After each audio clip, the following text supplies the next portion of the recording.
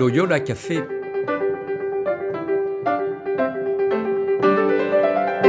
Loyola Café, on y discute philosophie et théologie.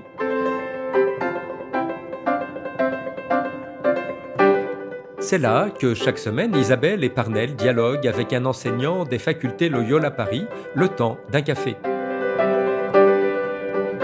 L'émission d'aujourd'hui est animée par Isabelle de la Garandrie.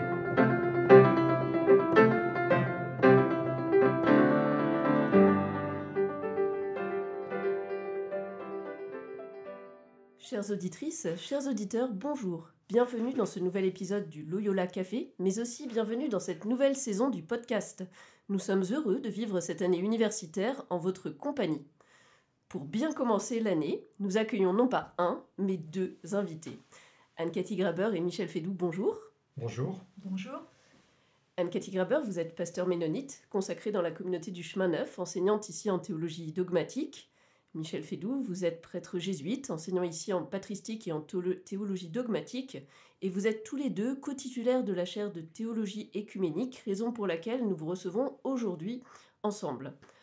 En effet, il y a les jeudi 16 octobre et vendredi 17 octobre prochains une soirée débat et un colloque sur le thème « Les identités en question, enjeux pour l'existence humaine et la vie des églises ». Alors déjà, tout simplement, d'où vient l'idée de ce colloque ? Ce colloque est en fait le fruit de 6 années, voire 7 années de travail en commun dans un séminaire, au sein d'un séminaire de recherche dans le cadre de la chaire de théologie œcuménique des facultés Loyola Paris.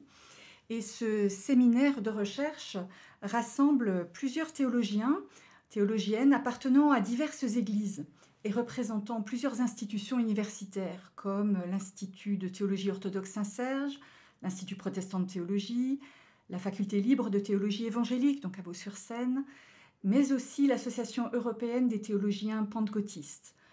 Et ce thème que nous avons travaillé, c'est tout simplement parce que nous sommes posé la question comment est-ce que finalement nous pouvons avoir en commun, penser en commun une anthropologie théologique ?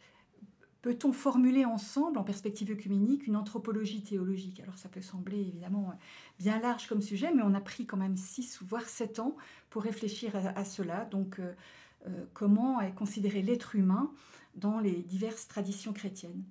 Alors nous avons cherché à travailler tout d'abord à nous écouter les uns les autres, à chercher à comprendre pourquoi, alors que nous affirmons ensemble que l'être humain est créé à l'image et à la ressemblance de Dieu, nous n'en déduisons pas les mêmes conséquences. Donc la démarche œcuménique en anthropologie chrétienne ne nous obligerait-elle pas à penser de façon renouvelée ce champ de la théologie, à réentendre, pourquoi pas à redéfinir les notions comme péché, le mal, malheur, le salut ? Alors, ce qui est intéressant, c'est que nous avons constaté qu'en fait, il n'existe pas, ou pratiquement pas, de dialogues œcuméniques nationaux ou internationaux concernant l'anthropologie théologique, l'anthropologie chrétienne. Donc, c'est intéressant de voir que finalement, ça n'est pas traité en tant que tel. Bien sûr, on peut le trouver, mais pas en tant que tel, finalement. Comme si ce sujet restait un sujet un peu délicat, un peu sensible. Donc c'est la raison pour laquelle nous nous sommes dit qu'il faut bien 6 voire 7 ans d'années pour nous écouter les uns les autres au sein de nos diverses traditions. On l'entend, quelque chose d'ambitieux qui a duré longtemps. Y a-t-il eu quelques déplacements qui ont pu s'opérer entre les différentes églises et confessions chrétiennes ? Oui, moi je dirais, j'en citerai deux ou trois.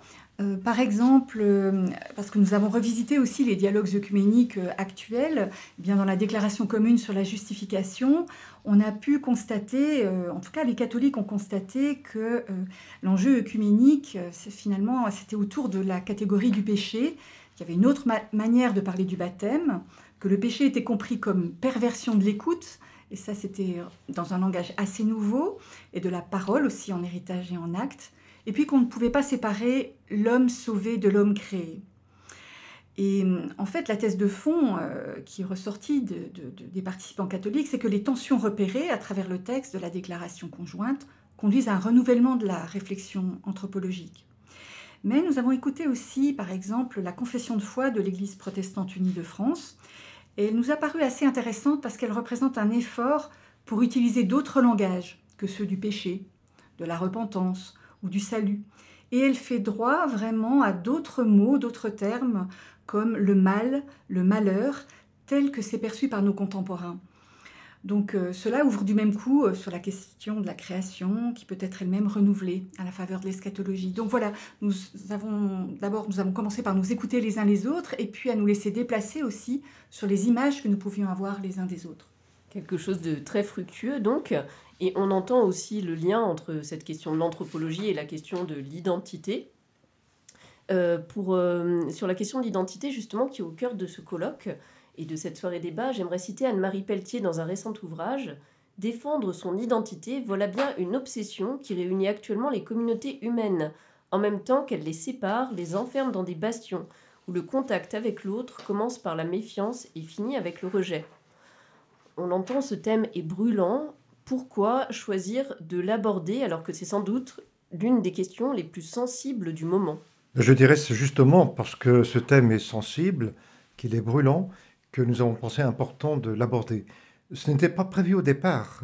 Comme le disait Anne-Cathy, au début, nous sommes écoutés mutuellement, nous avons échangé sur un certain nombre de questions classiques de l'anthropologie chrétienne, mais progressivement, nous avons vu émerger ce thème. Nous nous sommes dit qu'il est très important de pouvoir réfléchir sur la question de nos identités respectives, précisément parce que nous sommes, comme vous disiez, à une époque où il y a souvent des crispations identitaires, des formes de repli.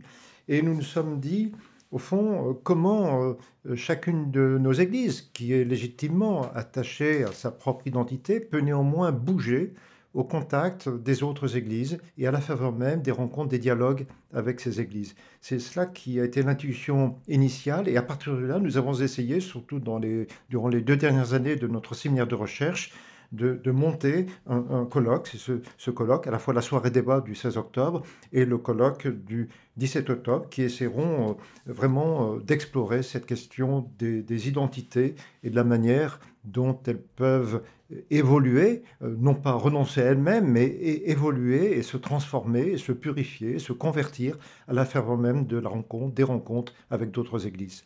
On entend justement que la rencontre des églises peut jouer un rôle dans ce questionnement, mais quelle place et quelle voie pour les églises dans cette réflexion ?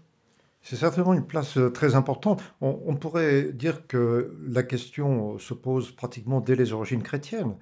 Si on pense au chapitre 15 des Actes des Apôtres, le fameux conflit entre ceux qu'on appelle les judéo-chrétiens et les pagano-chrétiens, d'une certaine manière, il y avait bien une question d'identité qui était en jeu.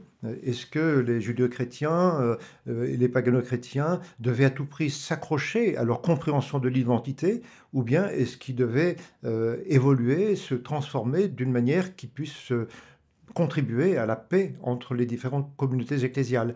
Et des questions analogues se sont reproduites régulièrement à toutes les époques, finalement, de l'histoire de l'Église. Et il nous a semblé qu'aujourd'hui même, c'était une question essentielle pour les églises. Chacune des églises est, ou en tout cas devrait être, habitée, traversée par cette question. Est-ce que je m'accroche, est-ce que nous nous accrochons de façon crispée à notre propre identité, ou est-ce que sur tel ou tel point, nous acceptons de bouger, non pas pour renier ce à quoi nous sommes légitimement attachés, mais pour aller ensemble vers une plus grande communion? On entend donc que ça a habité l'histoire des églises depuis les premiers temps, mais peut-être plus précisément, qu'a la théologie à nous apporter sur cette question, parce qu'on pourrait la qualifier finalement directement de politique ou de sociologique, même quand elle concerne les églises, ou autrement dit, est-ce qu'il y a quelque chose de l'ordre d'une identité chrétienne ? Je dirais, c'est clair que la question se pose d'abord au point de vue anthropologique, de manière générale. Dans l'expérience personnelle, déjà, la question se pose. L'identité d'un homme ou d'une femme évolue au fil de son existence. Et ça passe par des moments de transformation qui ne remettent pas en cause, il faut l'espérer, l'identité fondamentale de cette personne, mais qui lui permettent néanmoins de franchir de nouveaux pas. Eh bien, de façon analogue, quelque chose de ce genre se produit pour les églises. Et la théologie, effectivement, doit chercher dans sa propre tradition et dans son actualité des ressources pour approfondir cette question, pour voir comment il est possible de penser une identité ecclésiale ou une identité confessionnelle qui ne soit pas purement repliée sur elle-même, mais qui soit ouverte à l'altérité et qui puisse, jusqu'à un certain point, dans une certaine mesure, se transformer à la faveur de la rencontre avec les autres. On entend donc qu'il y a un intérêt à s'écouter les uns les autres, au déplacement. Y a-t-il des pistes spécifiques cependant d'aborder cette question de manière écuménique? Oui, une des pistes que le mouvement œcuménique a proposées, c'est celui de la relecture de l'histoire. Parce qu'il se trouve que souvent, nos identités, notamment nos identités confessionnelles, sont blessées par un rapport à l'histoire qui est vu simplement à l'intérieur d'une seule tradition, d'une même tradition. Et le mouvement œcuménique, je crois, a permis des regards croisés sur l'histoire, qui fait qu'on ne raconte pas une histoire différente, comme le dit le document du conflit à la communion, le document luthéro-catholique, mais qu'on raconte autrement, ensemble, l'histoire. C'est pas une histoire autre, mais on sait la dire autrement, parce que je crois qu'on entend les blessures de l'autre. Petit à petit, en tout cas c'est ce qu'espère le mouvement œcuménique, on reconnaît aussi, lorsqu'on est à l'origine de certaines blessures, notamment blessures confessionnelles, blessures infligées à telle ou telle tradition, et comment, ensemble, on peut le reconnaître et le raconter peut-être de manière différente, de manière plus réconciliée, peu à peu, plus réconciliée. Donc une histoire probablement, enfin c'est ce que nous espérons, plus stéréophonique ou polyphonique. Une histoire polyphonique, ce qui nous amène au programme plus précisément de la soirée débat tout d'abord, qui a un sous-titre « Guerre culturelle et désordre mondial pour une éthique écuménique de l'identité ». Quel est le programme de cette soirée ? Bien, effectivement, pour cette soirée, il nous a paru important de ne pas aborder directement, immédiatement, la question des identités ecclésiales ou des identités confessionnelles, mais de prendre le problème de façon plus large, de commencer par une réflexion sur justement les crises majeures qui marquent notre humanité, notre monde, en particulier les guerres, le désordre mondial. Au fond, réfléchir sur le fait que ces crises sont liées, entre autres, souvent, à des problèmes qui touchent l'identité des sociétés, l'identité des nations, des États.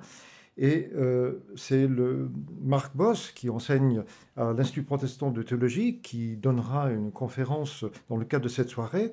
Il montrera comment, dans cette situation de notre monde qui connaît tant de désordre, tant de conflits, tant de guerres, eh bien, dans ce contexte même, l'expérience œcuménique peut apporter des éclairages. Elle peut aider justement à ouvrir en direction d'une compréhension de l'identité qui ne soit pas une fermeture, qui n'empêche pas de rencontrer autrui, mais qui, au contraire, permettent d'avancer dans une entente, dans une forme de dialogue ou de concorde. Ce sera en tout cas la première étape. Mais ce que je voudrais surtout souligner, c'est que cette conférence, donc assurée par un théologien protestant, sera suivie de 2 interventions de la part de répondantes, comme on dit, à savoir Brigitte Scholtwy du point de vue catholique et Julia Nedvidovic du côté orthodoxe. Autrement dit, dès cette soirée inaugurale, dès cette soirée débat du 16 octobre, eh bien, nous verrons comment des représentants de diverses églises sont en dialogue sur cette question de l'identité, prise, encore une fois, non pas au niveau strictement ecclésial, mais dans un premier temps au niveau sociétaire, au niveau mondial, à l'occasion des crises, des conflits, des guerres qui secouent tragiquement notre monde. Et à partir de là, nous allons y venir, je pense. Nous aurons le colloque proprement dit dans la journée du 17 octobre. Oui, cela sonne vraiment comme une ouverture sur le colloque qui concerne toute la journée du vendredi 18 octobre. Comment comptez-vous, lors de ce colloque, aborder ce thème ? Et nous l'aborderons en plusieurs étapes, 4 étapes. Il y aura d'abord une première étape qui portera sur les contextes culturels et ecclésiaux. Nous essaierons de mieux comprendre comment les contextes contemporains, les contextes de nos sociétés, les contextes de nos cultures, contextes culturels et religieux, interrogent les églises et leurs identités respectives. Et pour cela, bien, nous aurons une intervention de Dominique Yonapra qui justement abordera cette question au niveau de la société, On parle souvent des sociétés liquides aujourd'hui, et en mettant des réaffirmations identitaires, eh bien, au fond, quel regard peut-on apporter sur cette situation du point de vue des sciences sociales? Et également, durant cette même section, nous aurons une intervention d'Odair Pedroso, qui travaille à Genève. Il est brésilien, il travaille depuis longtemps à Genève. Il a été secrétaire de Foi et Constitution, et il nous aidera à réfléchir sur le problème de la pluralité ecclésiale et de l'identité. Il essaiera de proposer un regard théologique sur ce fait, sur ce phénomène d'une pluralité ecclésiale avec des identités diverses. Et pour la suite? Il nous a paru évidemment important d'aborder aussi ce qui abîme l'identité, donc les blessures identitaires et les possibles guérisons, sachant que ce mot doit être employé avec bien des précautions. Donc la question est comment les identités sont-elles mises à l'épreuve et quel chemin de guérison possible? Pour ce faire, nous entendrons d'abord Magali Raoul, une doctorante de l'Université de Fribourg, qui nous parlera des identités collectives face à l'épreuve des traumatismes et donnera donc un point de vue d'éthique théologique. Puis nous aurons un regard biblique avec Erwan Chotti, bien connu dans les facultés Loyola. Et puis nous terminerons cette partie par les identités ecclésiales et la démarche œcuménique. Et c'est là où nous retrouverons ce fameux thème de l'histoire. Quel est notre rapport à l'histoire blessée de nos différentes traditions?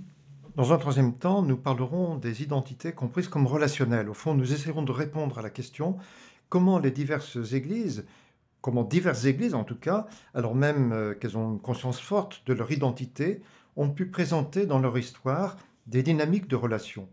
Et pour cela, nous aurons d'abord une intervention d'un historien, théologien protestant, de l'Institut protestant de théologie, Pierre-Olivier Lechaud, qui abordera justement la question réforme liturgique et identité confessionnelle à l'aube des Lumières.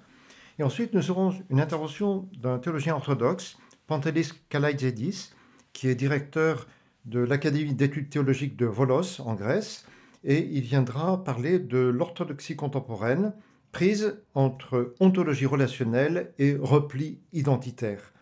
Et j'interviendrai en dernier lieu pour rendre attentif à quelques moments dans l'histoire qui ont montré comment des identités pouvaient bouger à la rencontre d'autres églises, des moments de l'histoire ancienne ou de l'histoire relativement récente, comme par exemple la rencontre du pape Paul VI et du patriarche Athenagoras, la levée des anathèmes en 1965, ou encore plus récemment la célébration occasionnée par la commémoration commune des origines de la Réforme en 2016 à Lund.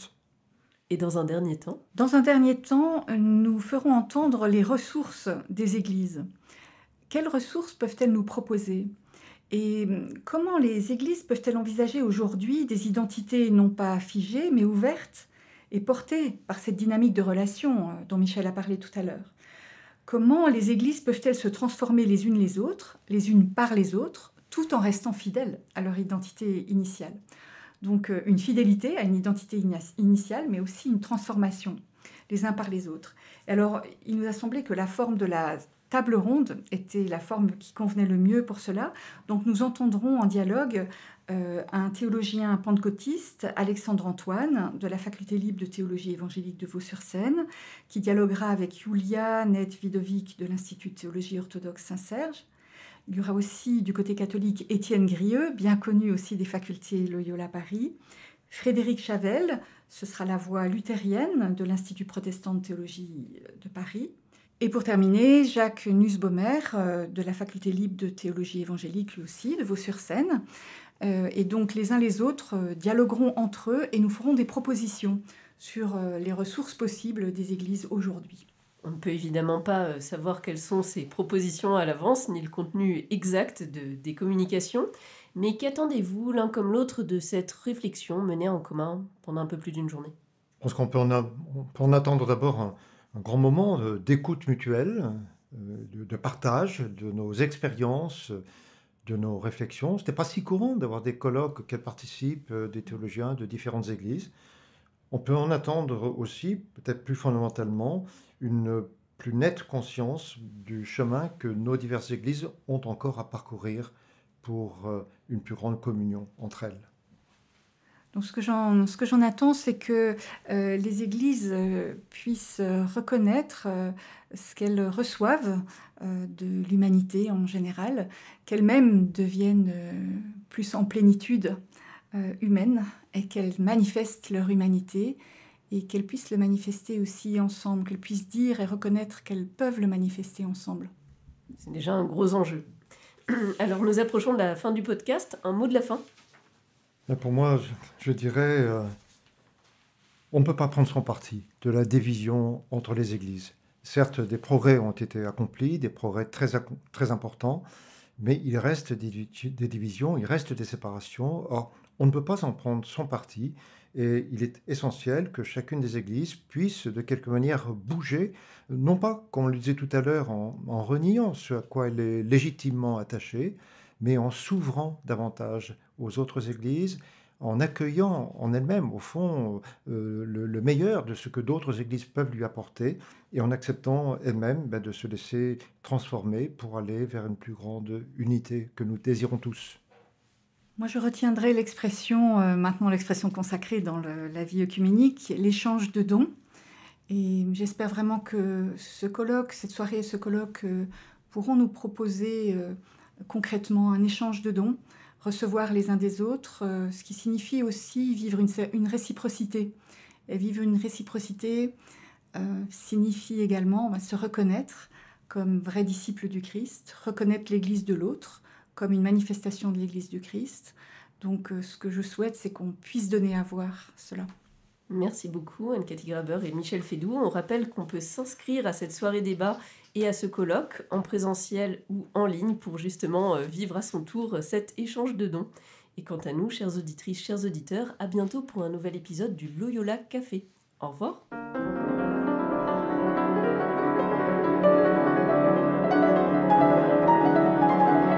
Vous écoutiez Loyola Café, le podcast des facultés Loyola Paris. Pour ne rater aucun épisode, abonnez-vous gratuitement sur votre application préférée, Spotify, Deezer, Apple Podcast ou YouTube Podcast.